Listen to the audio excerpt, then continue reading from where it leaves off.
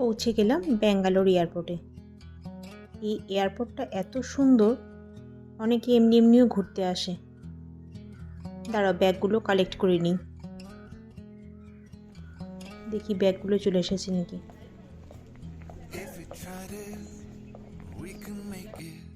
হ্যাঁ, ব্যাগ তো চলে এসেছে।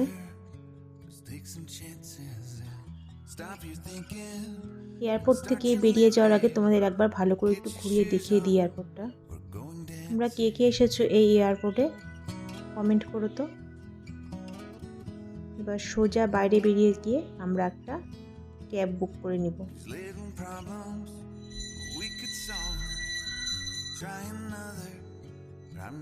তো আমাদের ক্যাব বুক করা হয়ে গেছে, মনে হয় বাইরে চলেও এসেছে ক্যাবটা।